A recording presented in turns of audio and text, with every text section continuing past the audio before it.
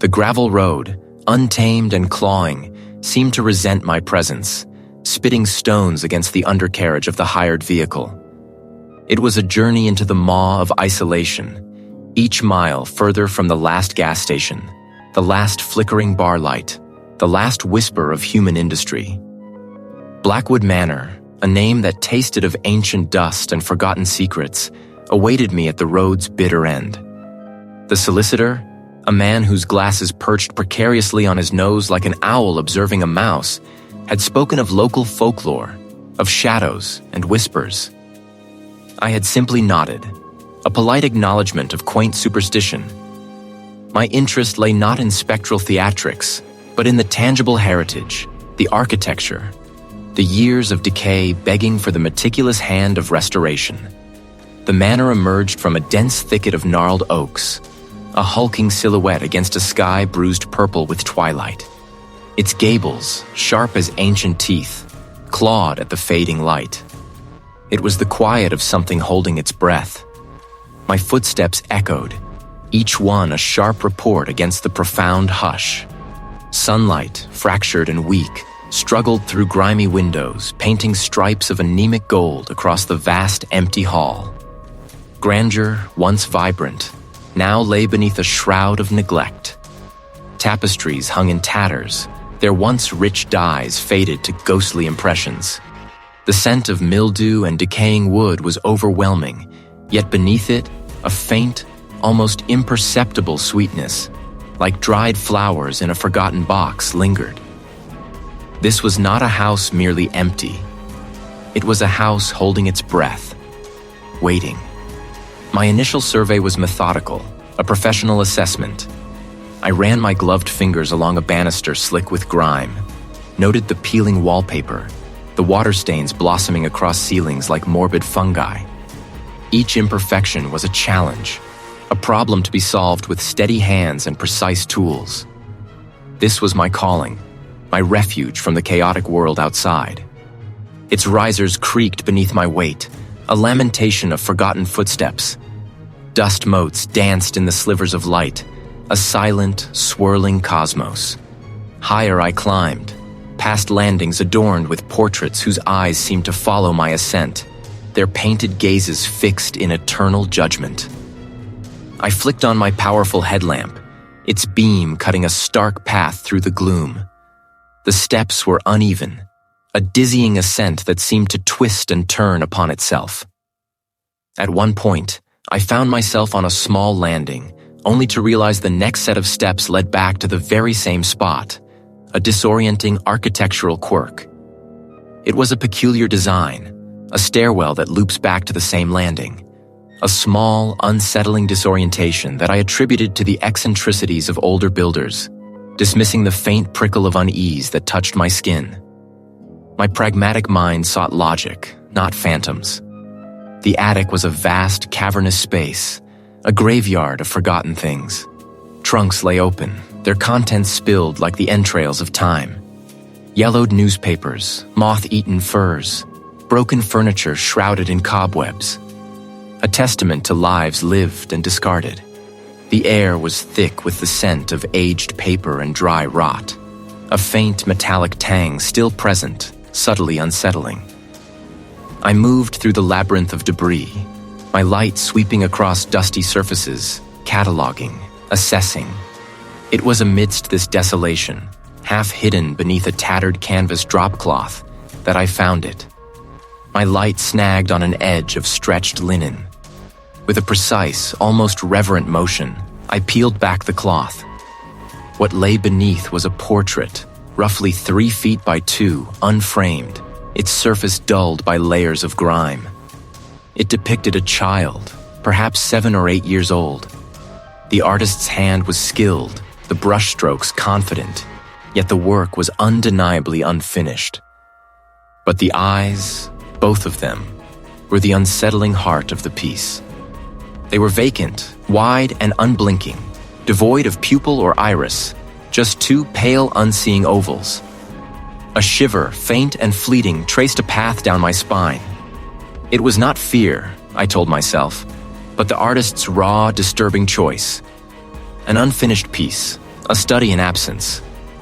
How fascinating. The canvas itself seemed to hum with a strange energy, perhaps a trick of the light, or merely the lingering presence of the artist's frustrated intent.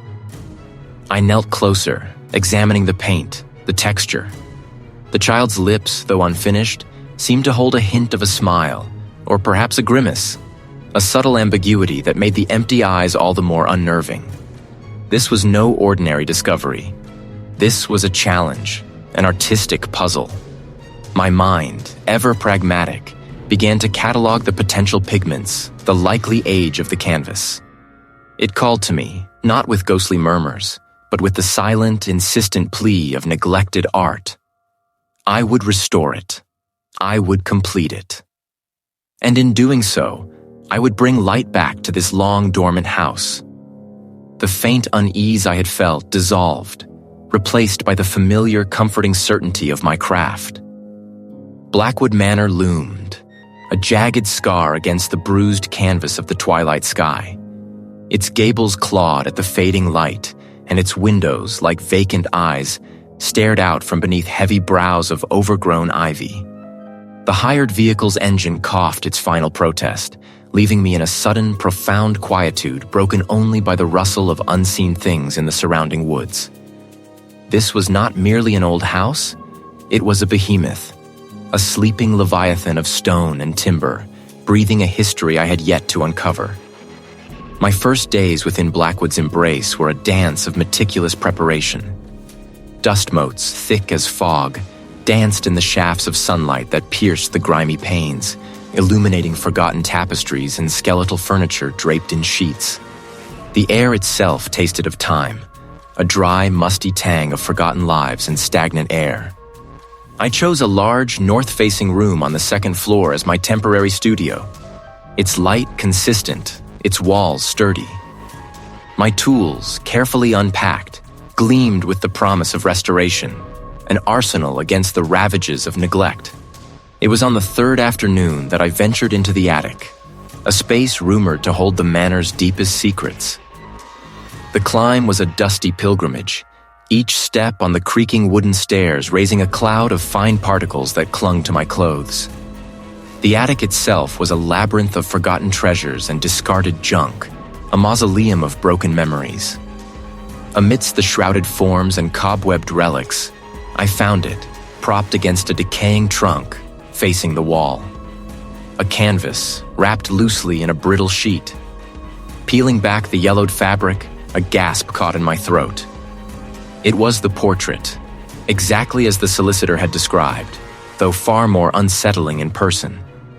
The depiction of a child, perhaps 7 or 8 years old, with hair the color of midnight and a dress of faded lace. But it was the eyes that held me captive. Wide, unblinking pools of a deep, unsettling indigo, vacant, yet somehow intensely aware. They held no warmth, no childhood innocence, only a profound, hollow stillness. The canvas was unfinished, the background a mere wash of sepia, the child's hands only roughly sketched.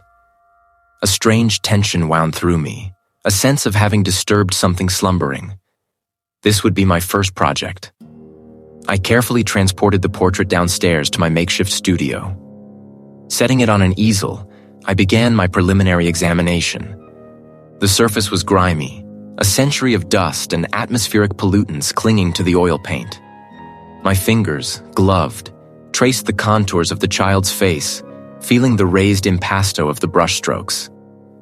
There was a subtle discoloration, a network of fine cracks, craquelure, that spoke of age and neglect. Days melted into a rhythm of solvents and soft brushes, of patient cleaning and meticulous observation. The work was absorbing, a balm to the disquiet the manor sometimes stirred. I would lose myself in the delicate dance of restoration, the world outside shrinking to the confines of the canvas. Yet, as the layers of grime receded, revealing the original pigments, a faint unease began to prick at the edges of my focus. The manor, too, seemed to awaken around me. Not with grand pronouncements, but with a subtle symphony of age. The floorboards above would sometimes groan, a deep, resonant sigh as if a heavy weight had shifted. I dismissed these occurrences, of course. An old house settles. The wind finds its way. My eyes, tired from hours of concentrated work, were surely playing tricks. But then, the portrait. It began subtly, insidiously. One afternoon, as I carefully cleaned a patch of the child's cheek, I paused, convinced the curve of the lips had shifted, ever so slightly, into a more pronounced downturn. I blinked, rubbed my eyes, even stepped back from the easel. No, it was the same. I returned to my work, dismissing the fleeting impression. The next morning, after a long night's sleep, I approached the portrait with fresh eyes. I consulted my initial photographic documentation, zooming in on the digital image. Less pronounced in the photograph, less profound. Had the light in the room changed so drastically? Or perhaps my own perception, heightened by the isolation, was distorting the reality. When I returned, the solvent bottle clutched in my hand, I glanced at the portrait. The pupils seemed to have deepened, absorbing more light, becoming blacker, more fathomless. My breath hitched. I took a step closer, then another. The light was constant now, the room bright. I leaned in, scrutinizing the delicate brushstrokes around the iris. Had I truly misremembered the exact shade, the precise depth of that indigo? The thought was unsettling, yet I clung to it. My mind, after all, was a complex instrument, capable of conjuring illusions. And the manor, with its constant low hum of ancient wood and settling stone, was a master illusionist. I was tired, I decided. Simply tired. And perhaps a little too eager to find meaning where there was only age. The silence, initially a welcome balm after the rattling journey, soon began to hum with an unnerving resonance, a vibration not of sound but of absence. My breath, shallow and quick, seemed to stir the ancient dust that clung to the air, making it visible in the faint dying light that bled through the grimy panes. Each creak of the floorboards beneath my boots, each rustle of my coat felt amplified, an intrusion into the manor's deep slumber. I had dismissed the local whispers as the quaint imaginings of a superstitious populace, tales spun to entertain or to ward off the curious. Yet the air within these walls possessed a palpable weight, a density that pressed against my skin, raising a fine down on my forearms. My initial days were a meticulous dance of assessment and preparation. I charted the manor's decay, noted the flaking pigments on murals, the warped timber of forgotten furniture. The attic, a cavern of forgotten things, became my sanctuary, my workshop. It was there, beneath a tattered canvas, that I had found it. The unfinished portrait. A child, rendered with an unsettling stillness, eyes like twin pools of stagnant water. Its presence, even then, had been a curious anchor in the shifting currents of the manor's atmosphere. As I began the delicate work, the disturbances, subtle at first, began their insidious creep. Then, a scent, not the musty odor of age, but something cloying, sweet, and sickly, like forgotten lilies left to rot in a vase, would bloom briefly in the air before vanishing. I would search, my gaze sweeping the dusty corners, convinced of a hidden source, but finding nothing. The portrait, however, was the truest barometer of this growing unease. I attributed it to the restoration, the revealing of the artist's original intent, yet a prickle of unease would always accompany this thought. Was it just the play of the attic's dim light? Or did the curve of the child's mouth truly seem to subtly deepen, a faint hint of sorrow etched into its youthful features? One afternoon, a sharp, distinct tap echoed from the floor below, a sound too deliberate to be the house settling. It was followed by another, then a third, a rhythmic series that seemed to beckon. My tools lay scattered, brushes resting in their solvent bath. A profound curiosity, laced with a growing apprehension, drew me from the attic's dusty confines. The tapping led me to a small, seldom-used study tucked away behind the vast ballroom.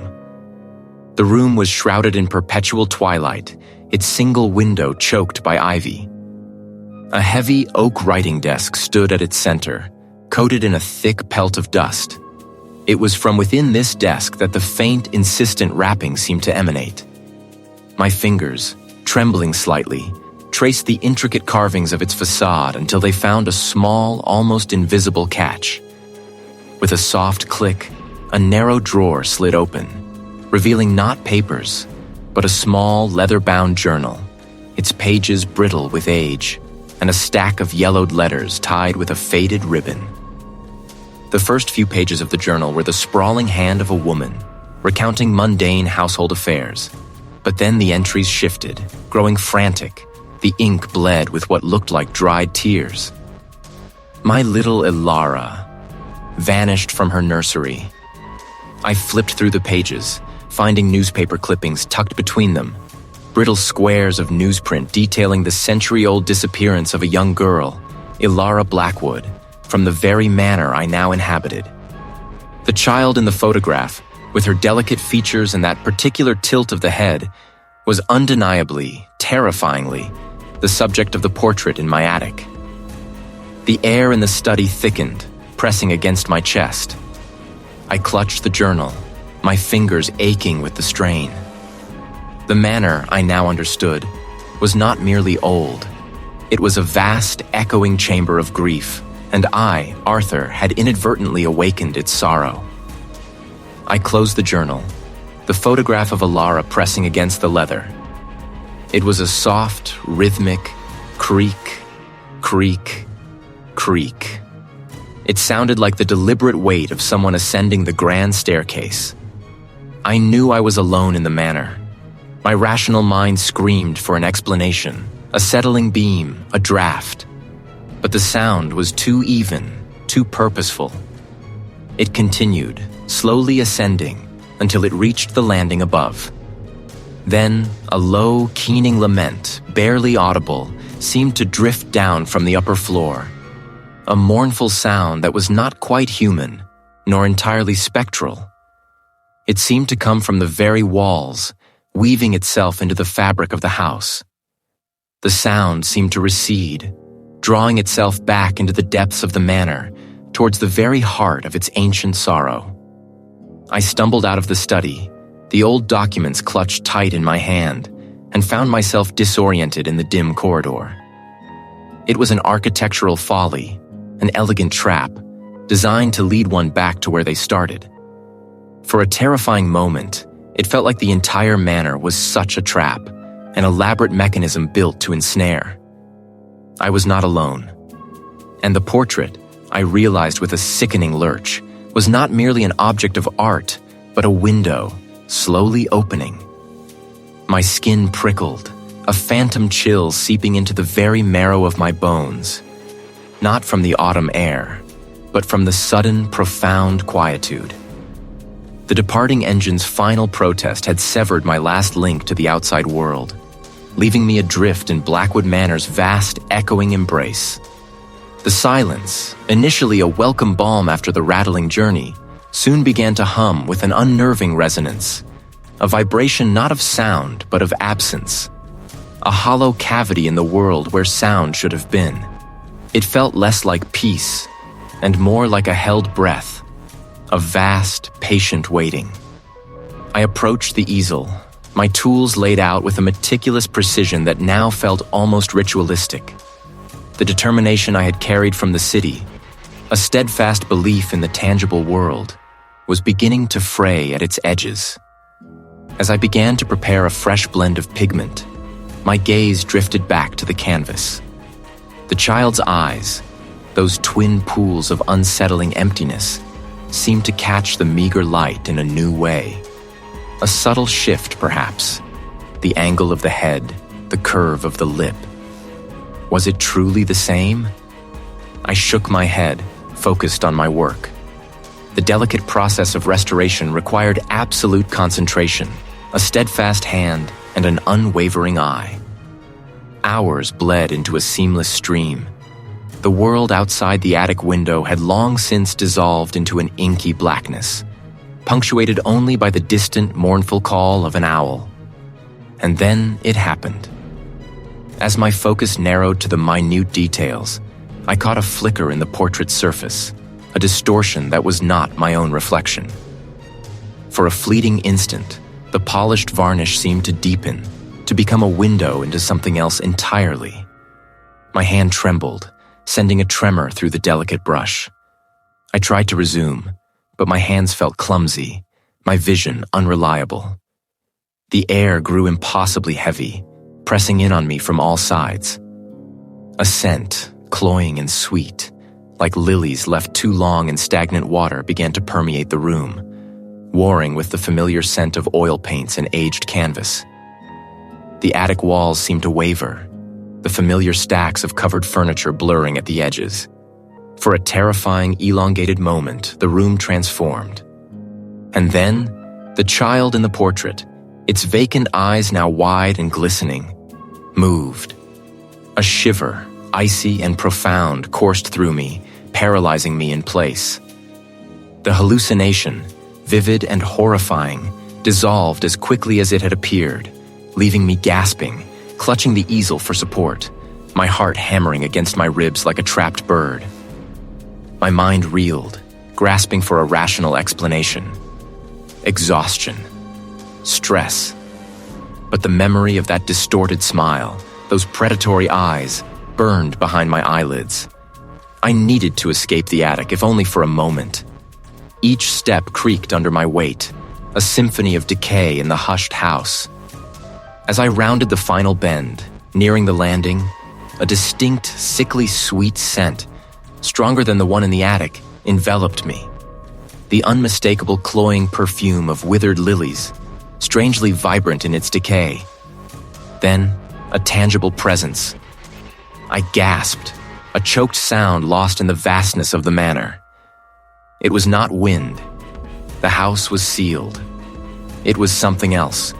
Something that left a lingering, icy impression, like the memory of a touch.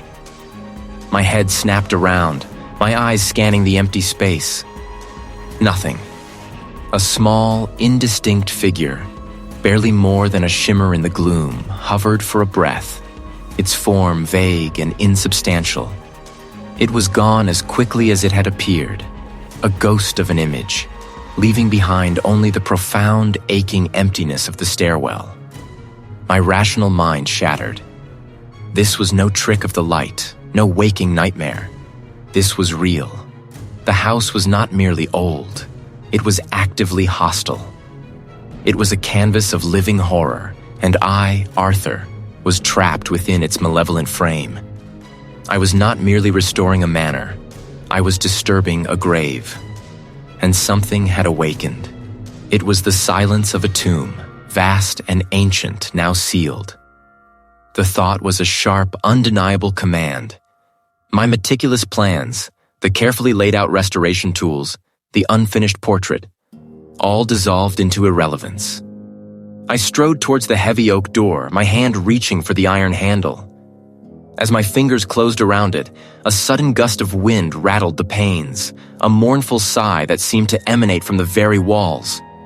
I pulled the door open, the mechanism groaning in protest, and stepped out onto the porch. The sky, moments ago a tapestry of muted grays and pale blues, had convulsed. Ink-black clouds, bruised and heavy, roiled with impossible speed, devouring the last slivers of daylight. A tempest, brewing with malevolent intent, descended upon the manor as if summoned. Rain, thick as thrown gravel, began to hammer the roof, a percussive assault that drowned out all other sound. This was no ordinary storm. It felt born of spite, a furious living entity manifesting to bar my way. Retreating inside, I watched from the grand window as the world outside blurred into a violent watercolor of green and gray. The sheer, unnatural force of it held me captive, mocking my nascent desire for escape. Hours later, the storm had receded into a sullen drizzle, leaving the ground sodden and the air heavy with the scent of damp earth and decay. My resolve, though battered, remained. I tried again and again, the battery draining with each futile attempt, the mechanical whimper dying to nothingness. Frustration, hot and bitter, surged through me. I cursed under my breath, my voice swallowed by the vast quiet that had returned, deeper and more menacing than before. I decided to check the road. Perhaps a fallen branch, something I could move. The winding lane, barely visible through the mist that now clung to the ancient oaks, led towards the main road. As I walked, the air grew heavy, thick with the scent of wet earth and something else, something metallic and faintly acrid, like old blood. My boots crunched on the gravel, each step a lonely echo. Then the road simply ceased. Not a fallen branch, not a rock slide, but an entire section of the ancient oak forest, an impenetrable wall of gnarled trunks and interwoven roots, had collapsed across the lane.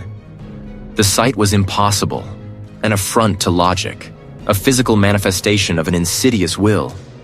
I was trapped. My breath caught in my throat, a dry, rasping sound. My skin crawled. It was playing on my deepest fear, isolation, a solitude not chosen but imposed. My mind, racing and frantic, latched onto the source of this escalating horror. The portrait. The vacant eyes of the child. The subtle shifts I had dismissed as tricks of light. The undeniable sense of wrongness it exuded. It was the conduit, the anchor. It had to be destroyed. Up, into the attic's suffocating gloom. The portrait sat on the easel, illuminated by the single bare bulb I had installed. The blow struck with a sickening thud, but not the shattering crack I expected. Instead, the iron, thick and unyielding, bounced off the canvas with a dull clang, a vibration stinging my hands. A faint, shimmering ripple passed over the painted surface, like water disturbed, then vanished. No tear, no scratch, not even a smudge. I stared, my breath hitched in my throat. I struck again and again, with all the force my panicked body could muster, the iron poker ringing against the canvas, but the portrait remained perfectly, unnervingly intact. It was as if I were striking stone, or some substance harder than any artist's canvas had a right to be. The child's eyes in the portrait, I swear, widened imperceptibly, its painted gaze locking onto mine, holding me captive. The smile deepened, a silent, triumphant sneer. My hands trembled, the poker falling from my grasp with a clatter that sounded deafening in the sudden, profound quiet. My gaze, drawn by an invisible thread, lifted to the upper reaches of the house, to the gallery where the portrait now resided, its presence a throbbing wound in the manor's heart. I had sought to mend, to restore, but instead, I had merely peeled back a scab, revealing the festering horror beneath. The portrait was the nexus, the key to this encroaching madness, and I had to confront it, not with brushes and pigments, but with a raw, unyielding will. As I ascended, the house seemed to sigh around me, a low, resonant hum that vibrated through the floorboards and up my legs. The silence was no longer absolute. It was now a cloak for 1,000 tiny, unseen movements, a rustling that might have been the wind or something far more intimate. I felt watched, not by eyes, but by the very stones, the very air, each molecule a witness to my intrusion, my foolish attempts at order. A gust of frigid air, sharp and smelling of wet earth and something acrid, swept down the looping steps, making the hairs on my arms prickle. My hand, trembling despite my resolve, reached for the banister, its surface surprisingly smooth, almost polished, as if countless small hands had caressed it over the decades. The air shimmered, wavered, and then, without warning, the world fractured. Images, sharp and brutal, tore through my mind's eye, not as memories, but as vivid, searing flashes of a past I had never known. I saw a child, small and frail, not the serene, vacant-eyed figure of the portrait, but alive, vibrant, her laughter echoing through these very halls. Then, the laughter curdled, not with incantations or grand gestures, but with the subtle, insidious twisting of love into something monstrous. I saw figures, vague and indistinct, their faces obscured by the swirling gloom, their intentions foul. The child's eyes, once bright, now mirrored the vacant stare of the portrait, not from death, but from a profound, eternal corruption. It had become rooted, entwined with the manor's stones, feeding on its decaying grandeur, on the sorrow that seeped from every wall. And the portrait, the one I had so meticulously begun to restore, was not merely a painting. It was a membrane, a thin, stretched skin between worlds, a prison and a gateway simultaneously. The entity, the twisted echo of that lost child, was not merely haunting the house. It was the house. And it was feeding. The colors of the vision intensified, bleeding into my reality. The faint, sweet metallic smell became overpowering, the scent of fresh blood mingling with decay. Mine. Ours. It was the child, yes, but twisted, malevolent, ancient. It was the spirit that had been denied rest, now monstrous, powerful, and utterly predatory. It had been waiting, dormant, for someone like me, someone meticulous, someone who would unknowingly awaken it, someone to feed upon. I gasped, my lungs burning, my body convulsing with a violent shudder. My hands still clutched the banister, but now the wood felt slimy, alive, pulsating with a faint internal rhythm. I stumbled back, my legs weak, my mind reeling. The portrait, the child, the manor, they were one. A singular, ravenous horror awakened by my very hands. I was not merely restoring a painting, I was nourishing a beast. The voice, a splintered shard of ice in the deepest chamber of my skull, had ceased its direct assault, but its echoes reverberated through the very architecture of my mind. It was a silence more terrifying than any scream, a vacuum into which all certainty was being drawn. My vision swam, the familiar lines of the manor's grand hall wavering as if seen through rising heat. I stumbled, my legs suddenly foreign things beneath me, and gripped the ornate newel post of the main staircase. The polished wood felt slick, not with moisture, but with an unseen, viscous film that made my fingers clench with revulsion. A low hum vibrated through the banister, a sound that seemed to originate from the very foundations of the house, rising into my bones. It was the sound of something vast and ancient stirring, flexing its unseen limbs. Then, the world around me fractured. The grand hall, with its towering ceilings and faded tapestries, dissolved into a patchwork of other places, other times. I was no longer Arthur, the meticulous restorer, but a vessel, an unwilling witness. A cold, damp stone wall pressed against my cheek, smelling of earth and despair.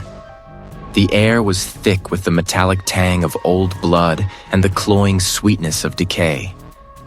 I was seeing through another's eyes, feeling through another's skin. The memory was not mine, yet it was more real than any of my own. A flicker of light, a guttering candle revealed a narrow, forgotten space, a hidden chamber carved from the manor's very bedrock. My small, borrowed hands reached out, compelled, toward a tarnished silver locket that lay discarded beside the symbol. As my fingers brushed the cold metal, a searing pain lanced through my mind, a scream that was not mine, yet ripped through my consciousness with visceral agony. It was the sound of betrayal, of a life extinguished, of a spirit snared. The vision snapped, replaced by the familiar, yet now utterly alien sight of the grand staircase. But it was not quite right. The steps stretched endlessly upwards, vanishing into a swirling mist that writhed with indistinct shapes. The banister, once smooth, was now rough, splintered, and seemed to twist beneath my grasp. I was trapped in a recursive nightmare, the manor itself a labyrinth of my unraveling mind. Panic flared, a raw animal instinct. It wanted me to relive it, to become it. Then a new vision forced its way into the forefront of my awareness. A different memory, clearer, more urgent. The scent of old paper and dried herbs was potent. My eyes, still not truly my own, scanned the hurried, elegant script. It spoke of a binding, a severing, and a sacrifice of essence. Not a sacrifice to the entity, but a sacrifice of something from the entity. The journal spoke of the entity's sustenance, not blood, not fear, but the memory of its own suffering, endlessly replayed, endlessly fed. To starve it, one must sever its connection to that original wound, to deny it the very fuel of its existence. The journal described a counter-ritual, a dangerous arcane process. It required a specific artifact, one tied to the original tragedy, and a specific act of severance. Not destruction, but a release of the original pain, a redirection of its energy. The words blurred again, but one phrase seared itself into my mind. The mirror of its torment must reflect not its pain, but its peace. This was it. This was the vulnerability, the hidden seam in its armor. The entity was not merely feeding on general fear. It was consuming its own past, an endless loop of self-cannibalization that only grew stronger with each soul it ensnared. And what was the terrible sacrifice? The journal mentioned a piece of the self, a fragment of memory, but the context was lost in the swirling chaos. The grand hall reasserted itself, but it was a brittle, shattered thing. The air thrummed with the entity's fury, sensing my nascent understanding, my glimpse into its true nature. It lashed out, not with physical force, but with a torrent of raw despair, a crushing weight of sorrow that threatened to buckle my knees. The child's spectral face, its eyes now burning holes of pure malevolence, materialized before me, its silent scream a physical blow. It wanted to drown me in its unending grief, to make me part of its eternal torment. But amidst the overwhelming despair, a fragile ember of hope flickered within me. I had seen its weakness. The question remained, could I survive long enough to use it? A cold, thin certainty had settled in my marrow. The entity, this hungry shadow woven into Blackwood's very fabric, was not merely a predator. It was a prisoner, bound to its own genesis. The air in the great hall, once merely still, now felt like a compressed shroud, heavy with untold years of fear and despair. I moved with a peculiar calm, a determination forged in the crucible of encroaching madness. Floorboards groaned not from my weight, but from some unseen pressure, an internal shift, a tightening of its vast wooden muscles. From the drawing room, a distant, echoing crash suggested a forgotten vase had shattered, a deliberate, spiteful act. The manor was no longer a stage for its horrors. It was the horror itself, roused and enraged by my newfound purpose. The entity had kept me away from it, a blind spot in my meticulous restoration. The air grew dense, tasting of iron and something cloyingly sweet, like overripe fruit left to rot in the sun. Books, once neatly arranged, had toppled from shelves, forming barricades of decaying knowledge. Each step was a defiance. A chandelier, heavy with crystal tears, swayed precariously above, its bronze chains groaning, threatening to unleash a cascade of glittering death. I felt its malevolent gaze, a psychic weight pressing down, urging me to abandon my search, to succumb to the house's despair. But the knowledge, the truth from the previous encounter, burned bright within me. This was the entity's weakness, its self-consuming nature. My hands, guided by an intuition that felt both alien and innate, brushed against a section of the wall in the alcove. a hidden panel disguised by a layer of flaking wallpaper. Its cover was unadorned, its pages brittle with age. I pulled it free, my fingers trembling now, not from fear, but from the electric anticipation of discovery. As I opened it, the scent of dried roses and sorrow wafted forth. The script, a delicate looping hand, belonged to a woman, the forgotten matriarch perhaps, whose name was lost to time. The entries, sparse at first, spoke of a child, my dear Alara, prone to fits of melancholy, of strange, vivid dreams. Then, the tone shifted, growing frantic, desperate. The descriptions of the child's decline mirrored the vacant eyes of the attic portrait, the very one that had drawn me into this nightmare. But the crucial detail, the revelation that seized my breath, was the mother's desperate attempt to contain it. My mind reeled. The stairwell, a deceptive architectural anomaly I had often dismissed as a builder's folly, was not a mere passage. It was a loop, a trap, a cage designed to endlessly recycle the entity's own hunger, to keep it bound to the house, to prevent its spread beyond these walls. The ritual had failed to destroy, but it had imprisoned. And now, in my ignorant restoration, I had begun to unravel its bindings. The journal described a hidden recess within that looping stairwell, where the carved bird, the original point of contagion, was meant to be sealed, to forever feed on its own echoes, trapped in an endless self-devouring cycle. This was the vulnerability. This was the key. As I absorbed this, the manor's fury intensified. The library shelves groaned, then sagged, sending an avalanche of books crashing down around me. I scrambled, shielding the precious journal, dust and splintered wood raining upon me. The entity knew. It felt my discovery, my growing understanding. My path was clear, albeit fraught with peril.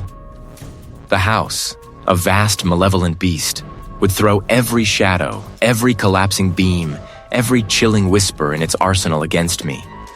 But I had found the thread, and I would pull it, even if it meant unraveling myself in the process.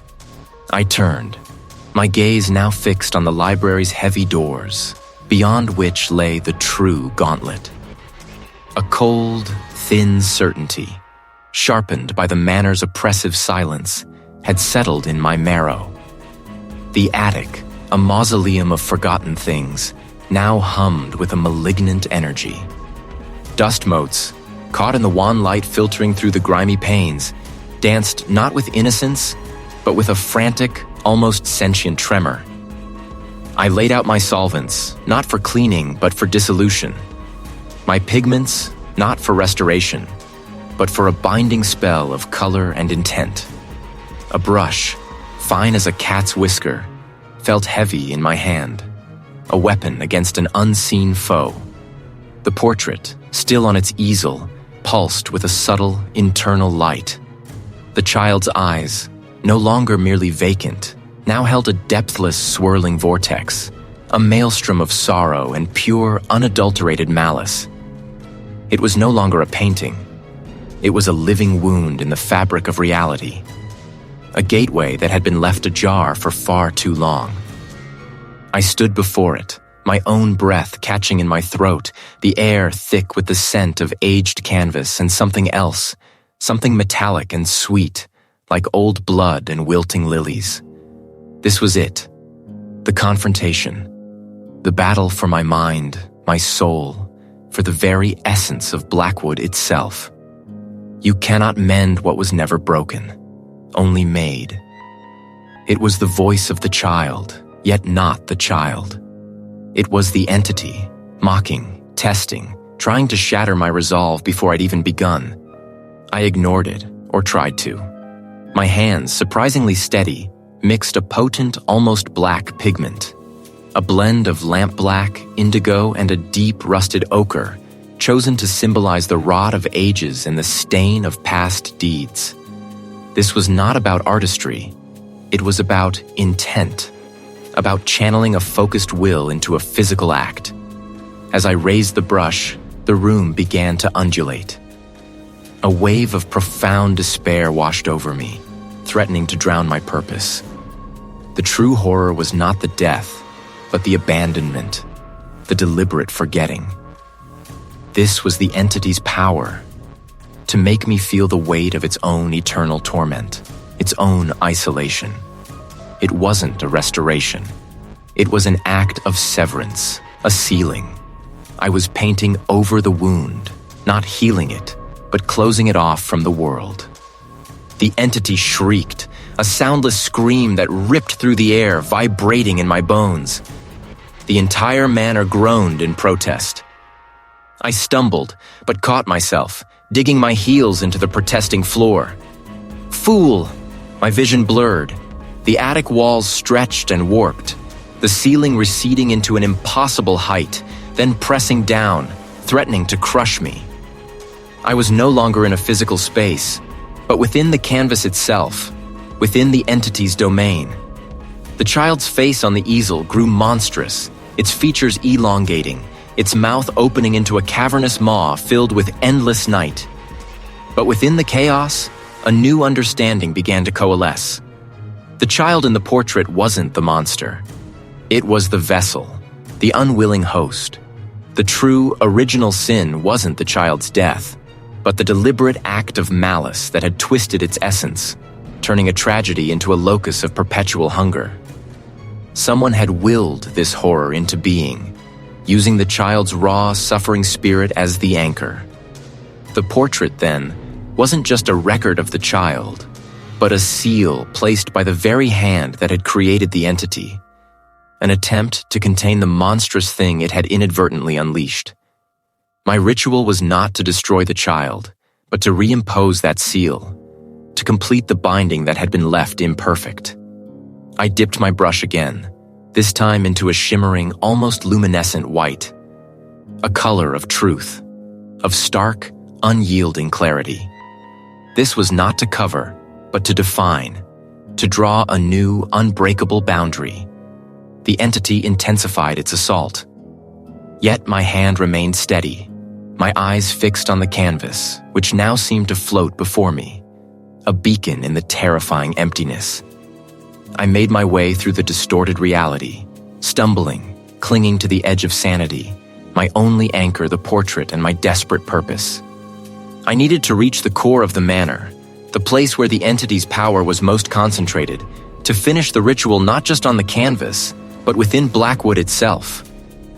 It was a physical manifestation of the entity's entrapment, its cyclical despair.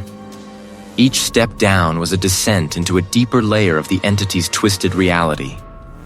But I would not. I clutched the ritualistic brush, its bristles now stiff with the potent pigments, began to paint directly onto the wood of the balustrade, tracing glyphs of binding and containment, not with the delicate hand of a restorer, with the fierce, desperate strokes of a man fighting for his very existence. I could feel the entity's struggle, its raw, primal fear as I pressed my advantage.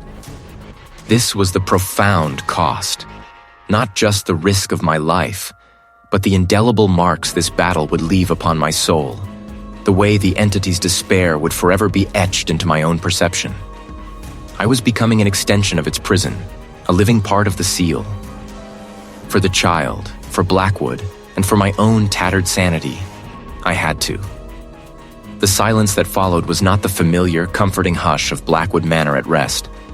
It was a vacuum, a hungry absence where a moment before an abyssal hunger had roared. My ears, ringing with an echo of a scream that might have been my own, struggled to calibrate. I lay sprawled on the attic floorboards, limbs splayed like a broken marionette, each breath a shallow, ragged rasp that tore at the raw edges of my throat. My vision swam, a kaleidoscope of bruised purples and faded grays, the residual phantom of the confrontation. Slowly, agonizingly, I pushed myself up, my muscles screaming in protest, each joint a rusted hinge. The world tilted, then steadied. My gaze, drawn by an instinct far older than reason, sought the easel. It stood vacant, a skeletal wooden frame against the gloom, utterly bare. Where the portrait had once been, where its vacant eyes had once mirrored the manor's malevolence, there was nothing. Not splinters, not ash, not even a faint smear of pigment. It was over. The thought, a fragile whisper in the vast quiet, carried no triumph, only the crushing weight of relief. The victory felt less like a conquest and more like a reprieve, a temporary cessation of hostilities from an enemy that might merely be slumbering. The house, in its newfound stillness, felt profoundly scarred, a landscape irrevocably altered by the tempest that had raged within its walls. Dust motes danced in the slivers of moonlight piercing the attic's grimy windows, but they no longer seemed to carry the insidious shimmer of something unseen. Yet the air itself hummed with a residual tension, like a taut string vibrating long after the note has ceased. My fingers, trembling uncontrollably, brushed against the rough grain of the floorboards. I pushed myself to my feet, swaying precariously, my head a drum of dull aches. Each step was a deliberate, painful effort, my legs refusing to obey with their usual precision. I stumbled out of the attic, down the winding stairs, my hand dragging along the banister, its polished surface now feeling slick and alien beneath my touch. The manor breathed around me, a deeper, heavier respiration than before. The grand hallway stretched before me, an endless tunnel of deepening gloom. I moved through it like a ghost, my own form insubstantial, my footsteps echoing with an unnatural loudness that startled me each time. My mind, still reeling, tried to make sense of the past hours, but the memories were fragmented, jagged shards that cut rather than clarified. What had I truly done? Had I destroyed it? Or merely pushed it back into the deeper recesses of the manor's stone heart to fester and wait? As I reached the landing, a strange disorientation stole over me. The corridor I expected to see stretching out to the library was not there. Instead, the staircase, with its familiar curve and ornate newel post, seemed to continue downwards, looping back on itself. I stared, a frown creasing my brow. Had I misremembered? My memory of the manor's layout, usually so meticulous, was a chaotic mess. I took another step, then another, finding myself on the stairwell that loops back to the same landing. A shiver traced its way down my spine. This was impossible. I had descended, yet here I was, back at the exact spot I had just left, the same stained glass window casting its muted colors onto the wall, the same faded tapestry hanging nearby. It was a trick of the mind, a fatigue-induced hallucination. I shook my head, trying to clear the fog, but the sensation of cyclical movement persisted.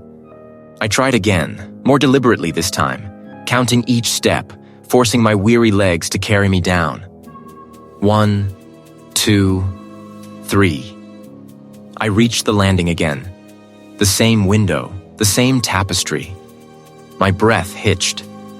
This was not merely disorientation. The manor was playing with me, or perhaps in its damaged state, its very structure had begun to unravel, mirroring the unraveling of my own mind. What if the victory was not a release, but a new form of entrapment? What if the scars left by the entity were not just on the house, but woven into its very fabric, distorting it, twisting its reality? My body ached with 1,000 small injuries, scrapes and bruises I couldn't remember acquiring, but the deeper wounds were unseen, carved into the very core of my being. The world had irrevocably shifted. The entity might be gone, but its footprint remained, pressed deep into the dust of my soul. The air, thick with the metallic tang of something that had been and now was not, slowly thinned. I stood amidst the wreckage of the attic, the tattered canvas of the portrait a gaping maw on the floor, its threads like desiccated sinews. It seemed to have collapsed in on itself, a black hole of pigment and linen. A tremor ran through the floorboards beneath my feet, not of violence, but of an old house settling, exhaling. The manor was quiet. Not empty, never truly empty, but quieted. For now. My legs, stiff and protesting, carried me from the attic. Down the familiar, yet now utterly alien grand staircase I descended, each step a testament to a will I hadn't known I possessed. The polished banister felt slick beneath my palm, not with moisture, but with the memory of something unseen. I reached the landing, the one that led to the drawing room, the library, the dining hall, rooms that now felt like mausoleums for forgotten moments. But my path was not direct. A perverse compulsion, a final test, drew me to the stairwell that loops back to the same landing. It was a folly, an architectural riddle I had once found charmingly eccentric. Now it was a gauntlet. I began to climb, the worn treads groaning under my weight. Around and around I ascended, the same stained glass window always seeming to be just above my shoulder, the same faded tapestry always just out of reach. Was it the entity's final mocking jest? I pushed through it, my breath ragged, my focus narrowed to the grain of the wood, the scuff marks on the risers. I would not be caught in this endless spiral. I would not let the house claim my sanity in its final moments. With a fierce, almost desperate surge of will, I found the exit, the true exit, and stepped onto the landing once more. It was the same landing, yes. But this time, the path forward felt open, unburdened by the phantom chains of the loop. I had navigated its insidious trap. I had chosen to leave. My retreat from Blackwood Manor was not a flight, but a measured, determined procession through its echoing halls. I did not look back at the grand entrance as I stepped into the cool, pre-dawn air. Its windows, like vacant eyes, watched my departure. I knew, but I refused to acknowledge their gaze. The old sedan, left abandoned for days, started with a reluctant cough, then roared to life. The vibration of the engine through the steering wheel felt like a heartbeat, strong and real. I drove, not knowing where, only away. Days blurred into weeks.